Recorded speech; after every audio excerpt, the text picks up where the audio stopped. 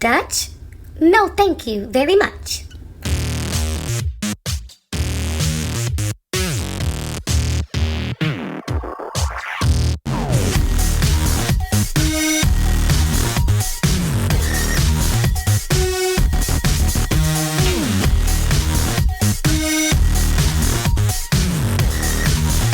There is absolutely no reason why you should pay to let some guy spend time basking in your company. To that, I say the 5 following words. Put your bleeping purse down. If he's strapped for cash, do free stuff. Go to the park, the beach, grab your water bottles and go for a hike. Go to the museum on a day where there's no admission fee. The library, bird watching for a little dating inspiration, anything except footing the bill for the both of you or even just for yourself. A man wouldn't expect his own mother or sisters or future daughters for that matter to assume the role of Daddy Warbucks and bankroll brunch for 2. You don't even have to explain this one in order for him to understand when it comes to the women in his life that he loves. So don't let him get all liberal with you while being conservative with his cash. Only a selfish, disrespectful cheapskate would allow a woman to pay for their first days or nights out together. He'd have to be a bona fide bozo to expect such a thing. Clueless or classless, neither of which make for suitable partners. You don't need a guy like this finding his way onto the precious pages of your date book. Now, I recognize that for some women this may be a hard sell. And to those women, I'd ask the following. What is so sexy about a stingy man? Seriously, what is attractive about a guy who is not willing to chase you with whatever he has? What is so irresistible about a member of the male gender who is perfectly willing, content even, to sit back and let a woman foot the bills? Where's the turn on in that scenario? The only turn on there is for me is me turning on my heels to head in the opposite direction of that man. Now, you may say you don't need his money. You may argue that you make all the money you need and that you don't want to muddy the waters with this man by making an issue of money. You figure you make enough to treat the 2 of you because it's not about the money after all. It's about the love. The money ain't a thing so long as I have my job kind of love. My response? Don't make an issue of it. By all means, make your money. Make your money, honey. But just because you have a surplus of cash doesn't mean that you should start paying for the attention. That's the word I was looking for. Attention, flashy, cashy girls. Get a grip. Put your wallet up, woman. Don't get suckered into adopting the lame philosophy of, I make my own money, so I really don't need a man to pick up the check on a date. No, I say, let him pick it up anyway. Let a man prove to you his level of interest in all the ways that men have proven their levels of interest to wonderful women before us. You deserve it. Well, can I at least splurge on him? Buy him clothes, shoes, and tech gadgets? Let me say it in Spanish. No. A man should still work for your attention and affection. We shouldn't lose that ritual. We shouldn't change the rule of the game just because we have a little more money in our checking accounts. A man still needs to be a man, and a woman still needs to let him. A man still needs to want you more than you want him in the beginning, and he should still demonstrate this through his actions, one of which being picking up the tab, the total tab. Trying to split things down the middle during the honeymoon stages of a courtship just sucks the fun right out of being courted in the first place. Courted. He should be courting you. Courting. Let's define that word, shall we? Courting. Function, verb. 1A. To try to gain. 2. To seek the affections of or favor of. 3A, to engage in a social relationship usually leading to marriage. 3B, to engage in activity leading to mating. The first thing I'd like to point out is that courting is a verb. This means there is and must always be action involved. Actions, as we all know, speak louder than words. Talk is cheap. Actually, talk is free, and anybody can do it. Whisper those sweet nothings all you want, but it's put up or shut up at the end of the day. Money, as we all know as well, is a very important resource, and the act of a man spending his on you is a wonderful verb if I ever knew one. Spending is a verb too.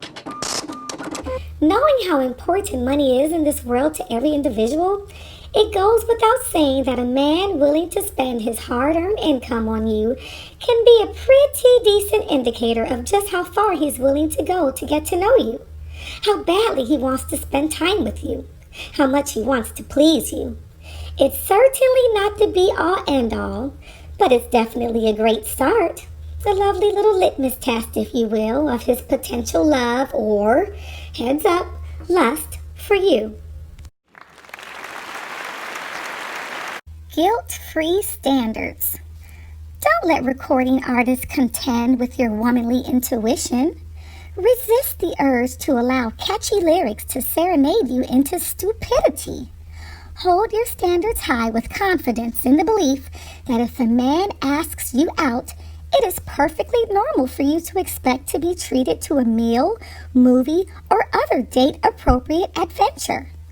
And don't let some penny-pinching punk make you feel guilty for it. Some may ask, but doesn't that make me a gold digger? Hush your face, no. That's not just an ordinary no, but a don't be ridiculous, slap yourself for even thinking so, no. A person is dubbed a gold digger for their sole romantic interest in money, jewels, etc. What's more, the term gold digger is also, number one, most likely male invented, and number two, often misused. In spite of the above, let's spend just a moment on this particular kind of person.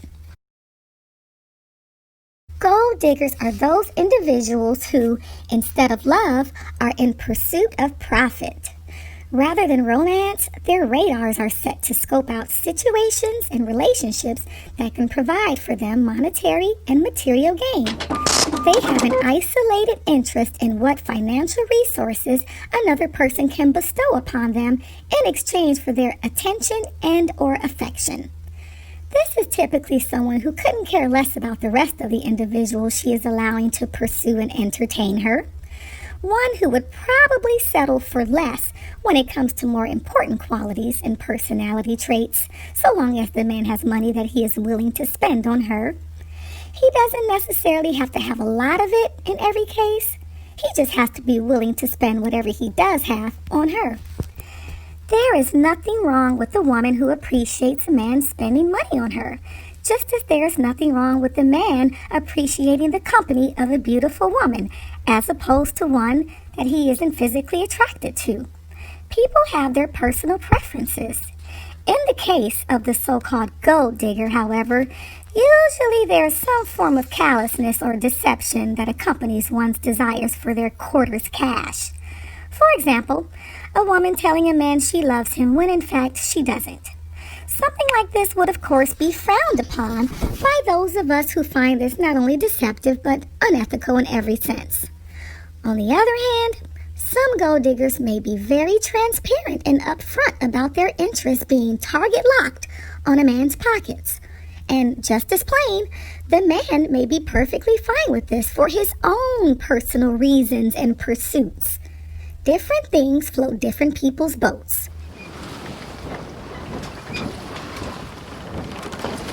Note, men can be gold diggers as well. But we're talking about women, so as we were. In either case, when we talk about a gold digger, we're talking about someone who usually doesn't care a smidgen about the man she is with. She is only with the man for his money, nothing more. End of story. What I am talking about is entirely different, and it's certainly not a new concept. A man should still be expected to pick up the tab on dates when courting a woman. And a woman should not feel as if she is behaving like a gold digger or anything else derogatory by having this expectation.